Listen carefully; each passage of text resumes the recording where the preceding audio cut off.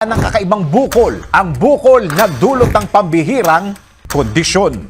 Sabi nga, maraming sakit at kondisyon ang maaaring maranasan ng isang tao. Ang iba ay karaniwan at ang iba naman ay halos hindi kapani-paniwala. At kadalasan, kapag may nararamdamang kakaiba sa katawan, iniisip agad natin na ito ay isang simple o pangkaraniwang karamdaman lamang. Pero paano kung ang inaasahan mong sakit ay malalim pala ang pinagmulan? Tulad na lang ng lalaking ito na may iniindang bukol sa kanyang tiyan na sa kalaunay napatunayan hindi pala isang ordinaryong bukol lamang na nagdulot ng kakaibang kondisyon sa kanyang katawan. Kung anong klaseng bukol kaya ang natuklasan sa loob ng kanyang katawan? Itong kwento. Isang 36 anyos na lalaki mula sa India na kinilalang si Sanju Bhagat ang merong malaking problemang pisikal sa kanyang katawan. Si Sanju kasi, habang lumalaki at nagkakaedad, ang kanyang tiyan lumalaki rin. Habang tumatagal, lalo pa itong lumalaki hanggang sa umabot na sa punto na nahihirapan na siyang huminga. Dahil dito, siya na ay dinala sa ospital at pinaghinalaang may malaking tumor sa kanyang tiyan. Dahilan para magdesisyon ang mga doktor na operahan ito. Ngunit, nang simula ng operasyon, isang nakakagulat na bagay ang natuklasan ng mga doktor.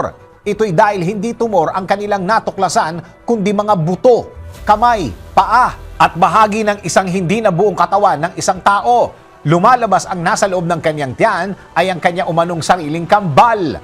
Ayon sa ulat, siya ay may tinatawag na fetus in fetu, isang pambihirang kondisyon kung saan nakulong ang kanya sanang kakambal sa loob ng kanyang katawan habang sila ay nasa sinapupunan pa lamang.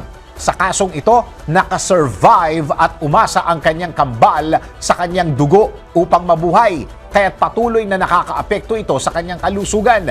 Naging matagumpay naman ang operasyon sa kanya dahil bumuti na ang kanyang kalagayan. Nawala ang nagpapahirap sa kanyang paghinga at ang malaking bitbit na kanyang daladala ng maraming taon. Ikaw, anong masasabi mo sa isang pambihirang kondisyon na ito? Ano ang mararamdaman mo kung malaman mong may naninirahang iba sa loob ng iyong katawan? DWIZ Research Report. Report.